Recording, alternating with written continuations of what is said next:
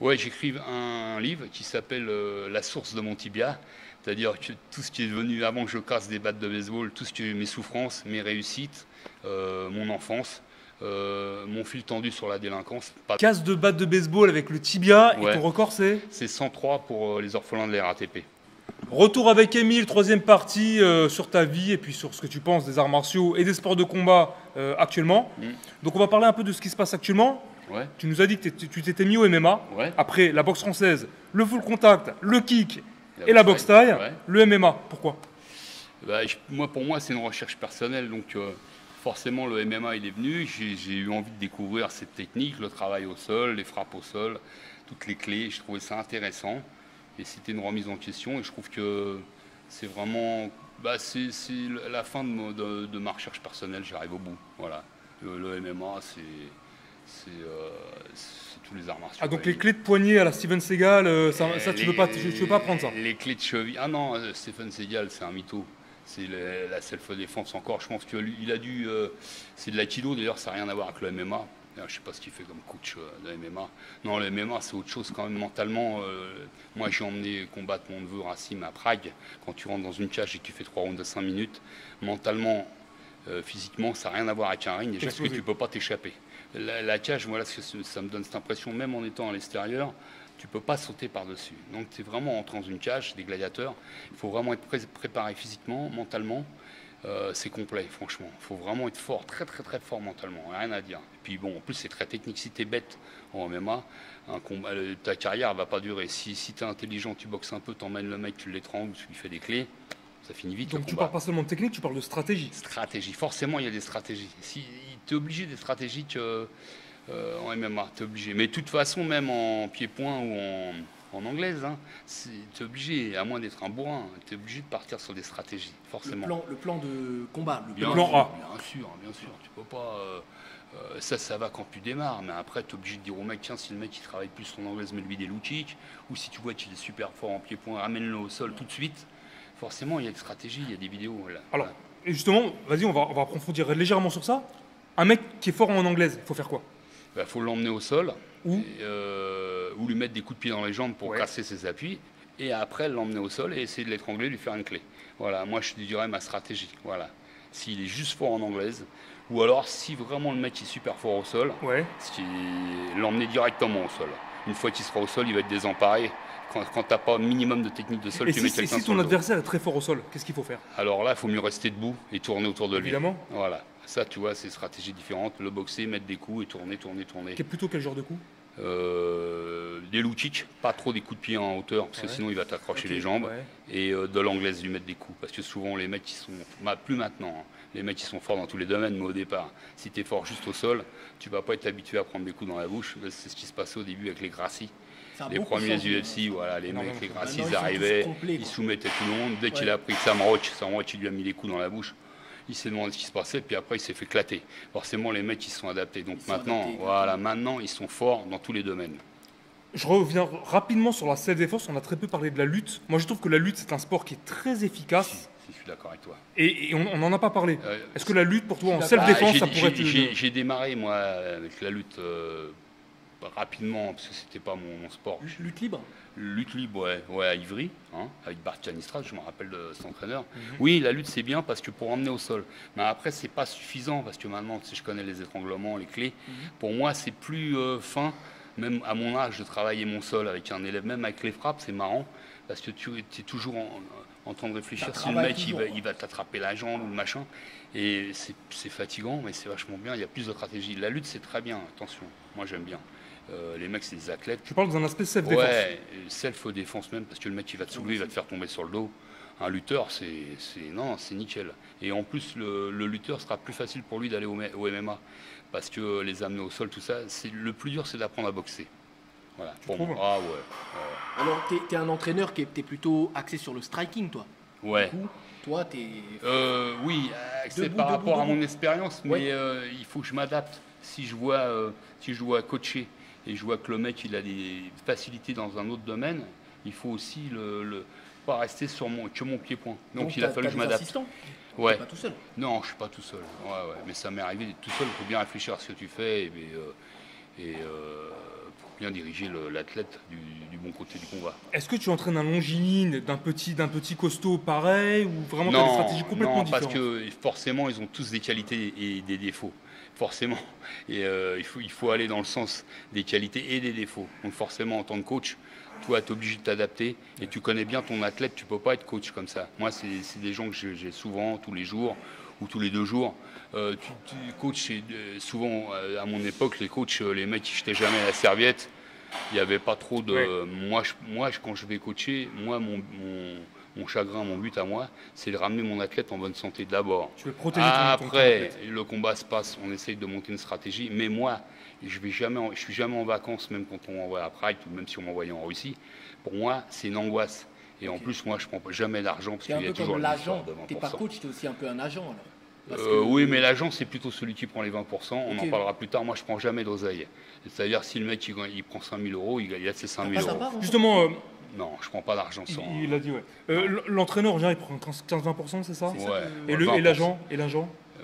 Normalement, dans les salles, ils font fonction d'agent et d'entraîneur. Un peu moins maintenant. Mais tu prends même pas tes 15-20% du coup. Non, je ne prends pas d'argent. Voilà, c'est ça, Je c'est ça qui je considère que le partage que j'ai, moi je préfère que mon neveu par exemple m'emmène au resto, on Ok. achète un petit parfum, nous c'est des trucs entre nous. Faire la fête un peu après Mais toi. je l'ai vu après avec la liquidité, et ça ne me vient pas à l'idée de dire donne-moi les 20%. Je ne citerai pas de nom, mais ils sont tous en train de gratter maintenant.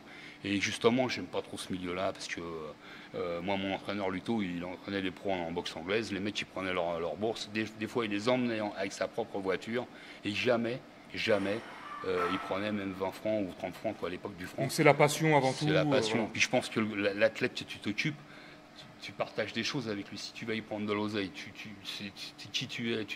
C'est plus le même rapport. Et moi, je suis contre ça. Voilà. On peut peut-être parler justement de la vie. Là, je te demande si tu avais d'autres questions. Vas-y, vas-y. On peut peut-être parler de comment on en vit justement. Quelle est la vie d'un Ah, entraîneur. vas-y, pose ta question. Vas-y, c'est parti. Du coup, ça m'amène à une question. Avec tout le recul que tu as, depuis, ça fait combien de temps que tu fais ça? 40 ans? Ouais, 45 ans, facile. Ouais. 45 ans d'expérience? Ouais. Est-ce que tu ne fais qu'entraîneur? Tu n'as été, à partir d'un moment, est-ce que tu as pu en vivre? Parce que c'est les hommes de l'ombre, on sait Non, jamais, ouais, c'est les hommes de l'ombre, tout à fait, tu as trouvé le bon terme. Non, moi j'étais agent RATP dans les ateliers sur les toitures à me taper la merde pendant des années. Tout ce que tu nous racontes là, Ouais. à côté de ça, tu as toujours eu un J'ai travail. toujours travaillé, je faisais des fois trois emplois. Je travaillais à la RATP et après j'allais faire des boulots de sécu pour gâter mes enfants forcément.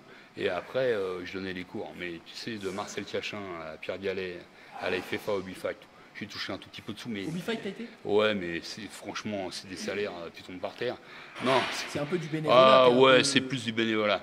Passion, quoi. D'ailleurs, pour info, je quitte le monde du MMA maintenant et je vais retrouver l'Académie des box de Villejuif parce que je me sens mieux dans la boxe. Bakary Toukara. Bakary, Titi, Yannick Ragn, champion du monde de kickboxing. Oui. Je me retrouve mieux. Qui était tout jeune, d'ailleurs. Ouais, je l'ai connu, c'est moi qui l'ai emmené. Kevin Fall. J'ai entraîné Michael Nebou d'ailleurs, qui est un pro en MMA. Mais maintenant, tu vois, après avoir fait le tour, et justement mon ami Pascal Arène m'a appelé, et je me suis dit, je démissionne du monde du MMA et je vais retrouver vraiment ma passion du pied-point. Et je pense que le monde du MMA ne me convient pas. Voilà, je Malgré pense. qu'il soit légalisé, les ouvertures que Malgré ça qu'il pourrait soit t'amener. légalisé, je m'en fous de ça, moi. C'est pas ça que je regarde. Je regarde, je trouve qu'il y a trop d'ego d'ailleurs dans le MMA. Il y a trop d'ego. Ok. Tu peux Moi, je développer suis. un peu sur ce. Ouais, il y a des mecs moi, quand je donnais des cours, par exemple, à la Free Fight Academy, les mecs, ils ont deux combats, 3 combats, ils sont pros. Quand je rentrais, je disais, ici, il n'y a pas de professionnel. Pour moi, un professionnel, le mec, le lendemain, il va pas au boulot. Tu vis de ça. Donc, il n'y a pas de ça, hein. il n'y a pas de ça, et je pense qu'il y a trop d'ego surdimensionné. Moi, des élèves comme j'ai eu Bakary ou Yannick Rennes, des mecs, ils ont 100 combats. Quand tu leur dis, tu sautes à la corde, tu arrives en retard, le mec, il baisse la tête, il saute à la corde, il est humble, tu te dis, tu vois la grosse différence. Donc, moi, le monde du MMA ne me convient pas. Voilà. C'est personnel. Alors quand tu dis le monde du MMA, c'est genre le monde du MMA actuel, c'est-à-dire en Actuel, 2020, actuel. où les gens sont sur les réseaux sociaux, les gens se la pètent, Ouais. pour pas grand-chose. Pour pas grand-chose. Ok. Ouais, pour pas grand-chose. Ils ont très peu d'expérience. Et en plus, ils font des combats très durs. Souvent, ils sont envoyés sur des combats durs. Je vais pas citer de nom, mais des combats durs. Ils sont pas préparés pour ça. Franchement, non, c'est pas mon monde. Voilà, j'étais content de passer par cette expérience, mais quand mon ami Pascal Arène m'a appelé, j'ai dit ma source c'est le pied-point et la boxe anglaise, donc je lui ai redonné 4 cours à la rentrée. Je voulais tourner la page là-dessus, et franchement, je me sens beaucoup mieux en sachant que je vais retrouver une salle de boxe. Pas de pression. Non, voilà, je suis vraiment content. Pour tes vieux jours tranquilles. Voilà. Et puis je préfère retrouver des gens qui vont être contents de me voir, qui vont m'embrasser. On a passé des années ensemble, l'expérience. Le monde des MMA, j'ai formé beaucoup de gens. J'ai vu que j'étais obligé de les rappeler à l'ordre sur plein de choses. Rappelez-vous d'où vous venez. Quand je cassais une batte, je leur disais, vous ne vous rappelez pas d'où vous venez. Après, vous pouvez changer de club. On n'est pas obligé de s'entendre avec tout le monde. Mais rappelez-vous où c'est vous avez démarré, tu vois. Et ça, souvent, ils l'oublient. Et que dans la boxe, tout le monde m'embrasse la tête. Les mecs, ils se souviennent de moi. Même si ça fait 30 ans qu'ils ne m'ont pas vu, c'est pas la même chose. Et moi, c'est... Voilà. Choc des générations, certainement. Ouais, mais écoute... MMA, c'est la génération bling-bling. Hein. Ouais. Justement, je tiens... Alors peut-être que vous connaissez Émile Leladier par ses records, parce que tu as été recordman du monde de casse de batte de baseball avec le tibia. J'en ai 15. Casse de batte de baseball avec le tibia, et ton record c'est? C'est 103 pour les orphelins de la RATP. 103 combien de temps là? 103 c'est une par seconde, je me suis blessé même à la 3e, il a fallu aller vraiment au bout de mon énergie. Tu es inscrit au Guinness Book, il faut préciser. Ouais, tu as été inscrit 3 fois. Je suis inscrit 3 fois au Guinness Book et j'ai cassé j'ai le diplôme du plus grand nombre de battes cassées au monde, une par seconde, et j'ai cassé aussi 6 battes en même temps pour un gymnase monté à Cuba. Donc il y a un gymnase qui a été monté grâce à mon tibia droit. Tu t'es blessé à la 3e? Ouais, j'ai continué mentalement. Tu sais, mon pied est resté bloqué entre la batte, donc j'étais tout arraché. Et t'en as tapé, j'en ai cassé 103 derrière, et tu sais, pendant 15 jours, j'avais plus de sensations. Qu'est-ce que t'as? C'est la peau ou c'est la peau, la chair? L'os, non, parce qu'ils m'ont fait une radio à Mondor. Okay. Ils m'ont dit, on n'a jamais vu ça, ça fait comme un double calcium. Ouais, t'as un calme. Et ils m'ont dit mentalement, ils m'ont mis 103, ils m'ont dit, les docteurs, ils m'ont accompagné à la sortie. Mais malgré tout, pendant 15 jours, j'avais plus de sensations, j'ai vraiment eu peur. Et après, c'est revenu, massage avec des huiles essentielles, de la glace. Et dès que j'ai pu, j'ai recassé une batte tout de suite. Voilà. Émile, est-ce que tu vas m'apprendre à casser une batte un jour? Je veux au moins le faire une fois dans ma vie. Eh ben, je veux bien, mais il faut que je t'y prépare mentalement et physiquement. Parce que même si tu as sûrement des bons os, parce que tu viens de la boxe taille, il faut pas. J'ai pas envie de prendre le risque que tu te blesses, c'est parce que la batte c'est flexible. Et si tu prends le retour, tu peux avoir une fracture du tibia. Donc il faut faire attention. C'est pas des conneries. Ah non, c'est pas des conneries. Si j'ai pas le temps, là, si je te ramène les battes que je casse, moi, elles sont énormes. Je vais m'entraîner déjà un peu au sac. Ouais, voilà, faut faire attention. Technique pour casser la batte. C'est juste un luchik. Moi, j'ai fait beaucoup de PAO, beaucoup de sacs durs. À un moment donné, on m'a soudé un appareil. Et, écoute, une fois sur 4, je cassais. Et je mettais du Voltaren, des compresses d'alcool. Et après, j'ai commencé à casser régulièrement. J'ai battu tous les mythos qui cassaient les battes, parce qu'il y a beaucoup de mythos dans la... Comment ça mitonner parce que tu as des gens qui cassent des planches, tu as de la glace, des machins. Ouais. Et moi, déjà, dans la revue Karaté, il m'avait appelé, il m'a dit c'est du bois. Bah, je dis ouais, moi. Sur le cassage de battes, qu'est-ce que je te dis? J'avais cassé 6 battes pour monter un gymnase à Cuba. J'ai cassé 6 battes en même temps. Voilà. Et ce gymnase a finalement été construit? Le gymnase, il a été construit. Une petite parenthèse, moi, je ne suis pas parti à Cuba. Donc les gens de la mairie sont partis entre eux, mais ils m'ont oublié. Ah ouais, d'accord. J'aurais bien voulu au moins participer, serrer la main des jeunes là-bas à Cuba. Je sais que c'est la misère. Moi, je l'ai fait de bonne foi. Tu vois, c'était encore les trucs comme les orphelins de la RATP, 103 battes, j'ai jamais vu d'orphelin. C'était encore des magouilles. Ouais, voilà. Donc c'est un peu moche, toi. Moi, je viens de bonne foi. Je fais les choses et derrière, c'est même pas de l'argent. Je suis pas d'argent.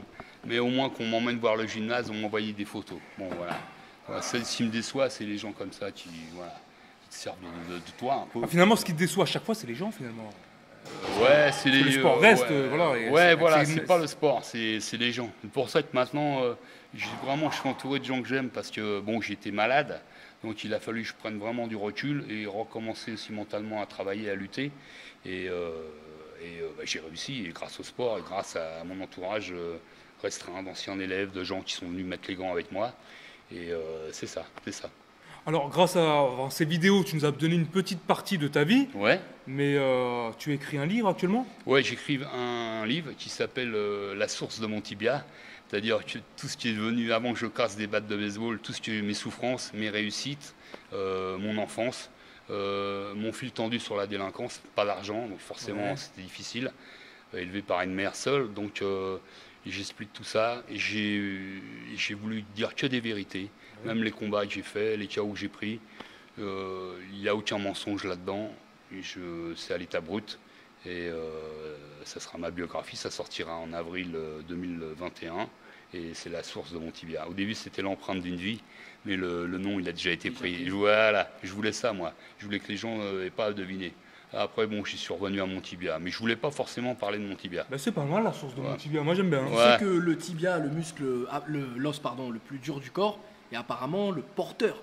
Donc il y a tout un symbole. Parce que le tibia, c'est ce qui porte vraiment tout le poids du corps. Donc il est quand même fragile, il faut pas croire. Hein. Apparemment, c'est quand même l'os le plus dur du corps humain. Ouais, plus dur, mais heureusement que j'ai toute la force de ma jambe. Je pense qu'il y a plein de trucs qui ont dû s'endurcir. Et il y a un médecin qui m'a dit, maintenant pour toi c'est inné. Tu l'as développé, c'est dans un coin de ta tête. C'est-à-dire je bois un café avec vous, mon appareil il est en bas. Je viens, je casse une batte. Si je vais t'expliquer une fois, j'ai cassé des battes à Ivry, aux épinettes. On m'a emmené un mec qui sait de la sophrologie, un truc comme ça. Ils me l'ont fait rentrer dans le vestiaire. Et le mec, il me dit, tu sens mon énergie, tu sens mon énergie. Ouais. Okay. Et j'ai demandé à mes élèves, j'ai dit, sortez-le. Faut qu'il sorte. Il est sorti. Oui, il m'a dérangé parce que moi, j'ai pas besoin de ça. Je vais faire une grosse prestation. Vous rentrez tous les deux. On échange un peu. Je fais pas d'échauffement, moi. Je pas de blabla. Hein. Je vais direct. Tu te masses pas la jambe, rien. Rien du tout. Je déteste ça. J'y vais directement. Ah non. Justement, pour tes records de casse, tu mettais pas un produit sur ta jambe. Non, aucun, ni d'huile de boxe taille, ni rien. Je déteste ça. Et si c'était mieux, ça me gênerait. Et j'ai besoin vraiment de sentir ma peau, ma chair, mes souffrances. Je me dis que simplement, il faut que je traverse ces battes. Je ne me pose pas de questions. Quand on m'appelle, la dernière fois, j'étais malade, on m'a appelé pour une casse. Je ne savais pas si j'allais être capable de le faire, et je l'ai fait dans un gala de boxe avec très peu d'espace. Et j'ai fait cette casse. Le mec, il a souvent parlé de moi après, il était étonné. Et pareil, on m'a assis sous une tente où il y avait beaucoup de bruit, tu vois. Et au moment d'y aller, j'y vais. Je sais que mentalement, alors comme je te disais, il y a un médecin qui a dit j'ai développé ça quelque part dans ma tête, comme plein de gens peuvent développer autre chose ou de grâce d'autres choses. Toi, moi j'ai développé ça. Moi, maintenant c'est inné. Toi, pas que je veux m'embrasser les mains ni le tibia. Je sais toujours qu'il faut que je sois prêt. Le jour où je pourrais plus le faire, j'arrêterai. Je pense encore maintenant être capable de le faire. Tu penses que tu vas le sentir quand tu pourras plus le faire? Ouais, quand je verrai que ça casse pas du premier coup, il faudra que j'arrête parce que je peux me blesser, faire une fracture de fatigue ou avoir un gros traumatisme. Il faut quand même, il faut pas arriver à un moment donné, j'aurai plus la même densité osseuse et peut-être mentalement je pourrais pas. Mais là, je suis passé par tellement de phases que je pense que je peux le faire encore un peu. Voilà. Émile, on était ravis de t'accueillir. Est-ce que tu as quelque chose à rajouter? Non, je vous remercie tous les deux de m'avoir accueilli et puis ça m'a permis de parler de mon itinéraire et de rappeler qu'à la rentrée je suis à Villejuif, à l'Académie des boxe de Villejuif et je serai là pour donner les cours. Voilà. 4 cours, c'est ça? 4 cours par semaine, 3 pieds-points et 1 d'anglaise. Voilà. Okay. Et je rejoins Pascal Arène et je pense que la boucle est bouclée pour moi. Voilà. Avec la sortie de ton livre, c'est voilà. Tu vas me montrer, on va parler un peu de low kick, là, on va aller au sac, et tu vas montrer un peu comment, si mon low kick est bon, pas bon, hein, pas de langue de bois, ok? Pas de langue de bois. Allez, on se retrouve tout de suite. Salut les mecs.